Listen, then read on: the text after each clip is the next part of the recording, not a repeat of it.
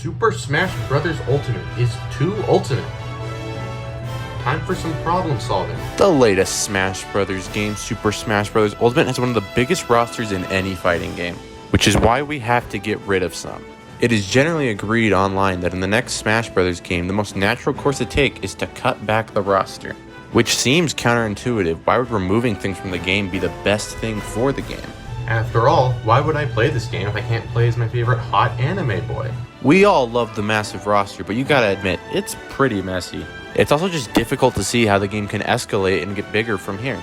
I mean, what's bigger than a Mickey Mouse clown shoe guy? So it is most likely that instead of trying to improve the roster, they'll improve the game. But we're not concerned with how the game will get better, we're concerned with who we're cutting.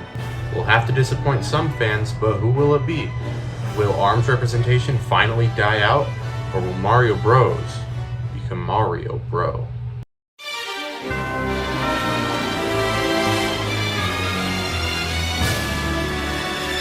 It's time to start cutting characters, so let's decide what makes a Smash character good. There are two criteria that determine a good Smash character: how iconic they are to representing gaming and Smash Brothers, and how important they are to the design of Smash.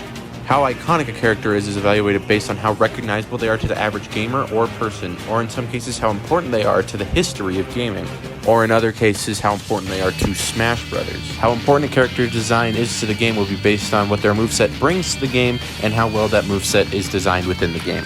There is a third factor which only applies to third-party characters, which is how easy they are to get into the game. For these characters, you need permission from the companies to add them to the game, and if a company isn't super easy to work with, it's less likely that Nintendo will go back and try to get the character. This is difficult to know because we don't have insider information into the company, so we're gonna save the third-party characters until the end.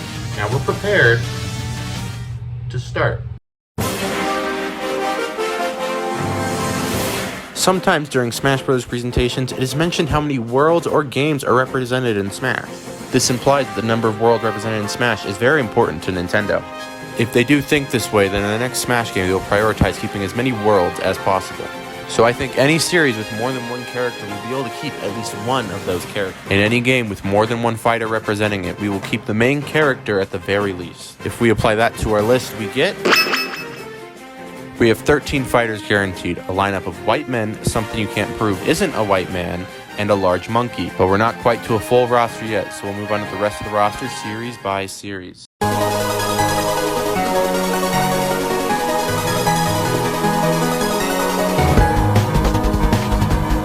We'll throw Yoshi and Mario into this section because they're more Mario characters than anything else.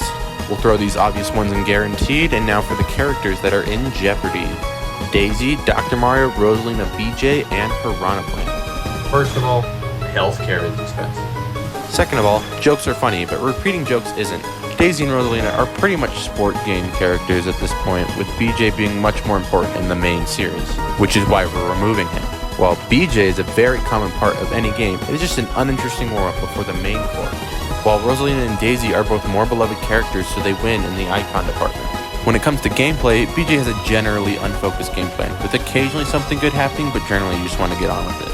And the gimmick of having less damage on the base and more damage on the head makes him even more of a balancing knight.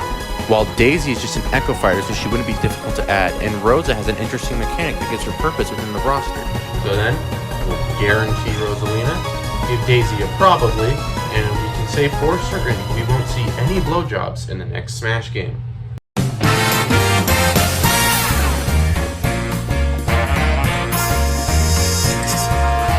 This one is a bit more difficult than the others. Donkey Kong feels really important, but that's partially because he's in Mario games.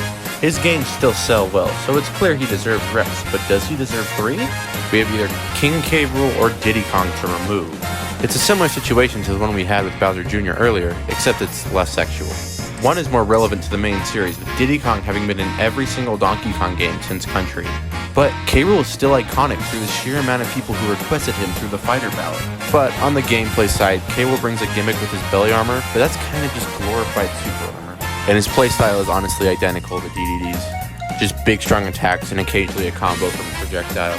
Diddy does bring a unique playstyle though. He plays like a mischievous monkey, which no other fighter really brings to the roster. So I'll give Diddy the edge in probably, and we'll throw K. Rool down in probably kill, because there's still a world where they both get in. Zelda and Ganon stay in. Cool. Ink and Pink leave. Cool. The only character we have to talk about is Sheik. He used to be a part of a unique gimmick with Zelda, but now he's just another agile ninja character, which we already have plenty of. He has, however, become quite iconic to Smash, but I don't think it's enough to save him at this point. We already have plenty of white males in Smash, so I say we remove him. Samus is under fire. She sent an emergency directive. Join the fight. First of all, Zero Suit Samus is kind of pointless, seeing as we already have 2 other Samuses. So our candidates are Ridley and Dark Samus. Honestly, Ridley was so commonly requested for so long, it would be a crime to not keep him in. We will have to tweak his design though, he just doesn't feel right in this game. Now on to Dark Samus, who, if you didn't know, is a girl. Seems kind of sexist to make the guy one the good one and the girl one the dark one, but I guess it was a different time. In terms of iconography, she only appears in the Prime games. And while she can be relatively simple to implement, being a Neko fighter, she still has unique animation, so it's not a one-to-one change. And honestly, we don't need 3 Metroid reps, so I'm going to put her in probably killed, even if it is kind of sexist.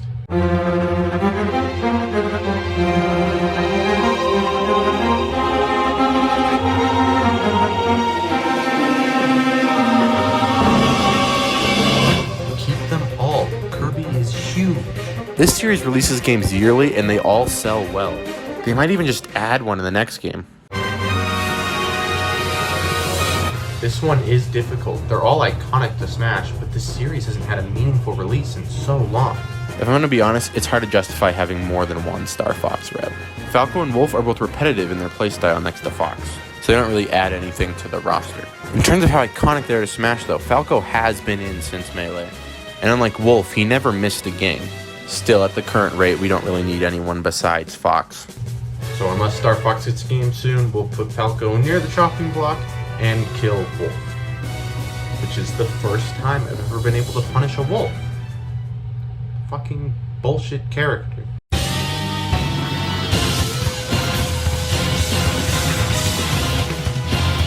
Jigglypuff and Pokemon Trainer will stay, and Pichu and Incineroar gotta go. It sucks, but you gotta kill a few children to make a Smash game. Mewtwo, Greninja, and Lucario. Greninja was the most popular Pokemon according to a poll run by Google, so keeping him around would please many people. But he doesn't really have a unique moveset, he's just another ninja like Sheik, and he's probably just going to keep losing relevance over the years. Lucario got second in the same poll run by Google, and he brings a unique moveset gimmick with Aura. But Aura has never really been designed well. No matter what, due to the nature of Smash, he's going to be able to die early and not be able to get anything off of his Aura. So I think we have to retire his design. Mewtwo has remained a relevant Pokemon since Red and Blue, and his playstyle feels unique within Smash. His only downside is that he was removed once, so they could decide to remove him again, but I think we'll probably keep him. Alright, let's finally kill anime. The sheer number of Fire Emblem characters is probably the thing that makes this roster feel the messiest. 8 of them is a lot, and we're probably going to get another one in the next game, so we gotta cut some. First, we're removing everyone who's redundant next to Marth. Lucina, Roy, and Chrom. All of them are just fast sword swingers who do the same thing as the next one. Corrin does have a slightly unique playstyle with his pin, but it's not enough to warrant adding incest into Smash. Which leaves us with Ike, Robin, and Violet. Robin is the easiest to argue that we keep. He's from the game that saved the series, so it deserves to be represented, and he is by far the most unique moveset of any Fire Emblem character. Which means we gotta remove Ike, Violet, or both. Ike is very iconic to Smash at this point, but in terms of his own series, he's really only relevant because he's been in Smash so long, so he gets to keep being in other things. So his actual relevance to the series is arguable, while Byleth is the main character of the best-selling game in the series, but I do have a feeling that is going to change with the release of more games. So Byleth is arguably more iconic than Ike right now, but that could change with the future. In terms of moveset, they're both pretty similar, being slow characters with big hitboxes. However, I feel like Ike is better designed overall. Ike clearly represents a heavy sword fighter playstyle, and he feels like one, while Byleth is meant to represent all of the weapon types in Fire Emblem. But I feel that it doesn't really work, because nobody in Fire Emblem wields all 4 of those weapons at once. And Byleth themselves don't wield any of those weapons other than the sword of the creator. None of this is definitive evidence, though, so we'll say Ike is a probably, and we'll probably kill Violet, even if she is really hot.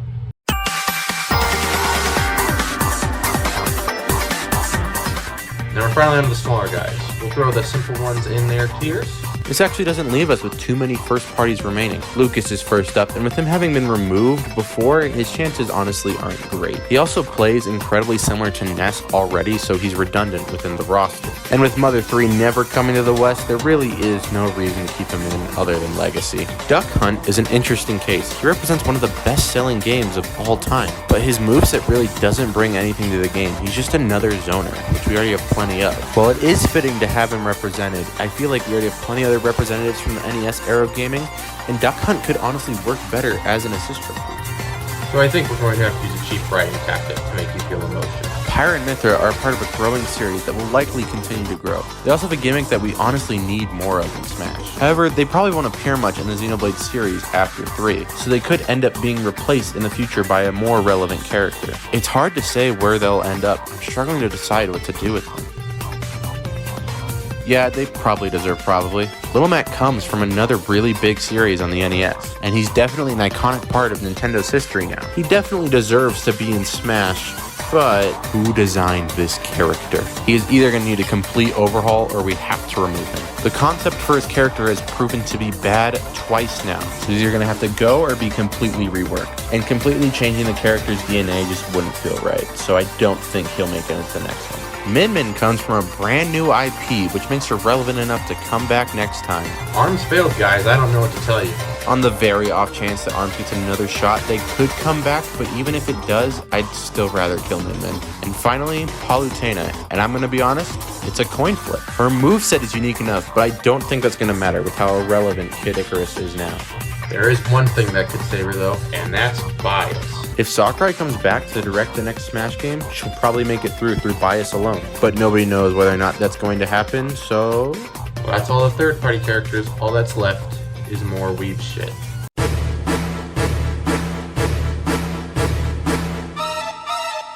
Alright, we'll start by taking the characters that the companies have stated that they enjoy having their characters in Smash. Or they're owned by Bandai Namco, so they'll get in without any issue since Bandai Namco frequently helps with Smash. Sonic, Pac-Man, and Kazuya are all guaranteed alongside Banjo improbably since he doesn't have the same pull as the others. With Sega owning Atlas as well, it is likely that they'll allow Joker back in, but he could be replaced with a newer protagonist in the next game. Microsoft has also been very open with their characters for Smash. And they do currently have an incentive to make it look like they'll play nice with the rest of the gaming industry. So to many players' dismay, Steve will come back. Capcom has also made it very clear they like having their characters in Smash. They've allowed a lot of other stuff to be added, like Rathalos and Resident Evil Spirits.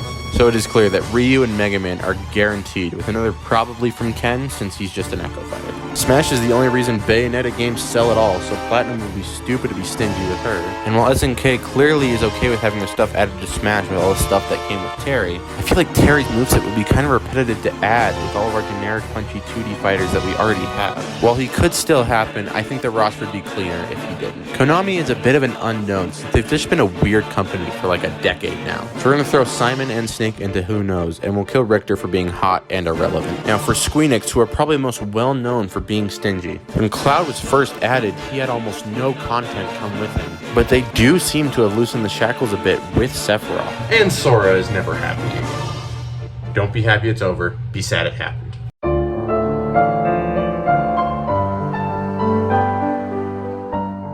We're left with 43 guaranteed, and if we include the probably and who knows tier, we got about 57. That's only one less than Smash 4, and while it's bigger than I expected, I honestly can't see it getting much smaller. I think it's because people care for all these characters, so like killing a human, it can feel wrong. As much as I enjoy fantasizing about Min Min getting removed, I know someone will be disappointed at the end of the day. I think Nintendo understands this too, so hopefully they won't kill as many as we think they will. So keep your chin up. Maybe your favorite won't be removed in the next game, even if it seems like they will. Now if you'll excuse me, it's dinner time.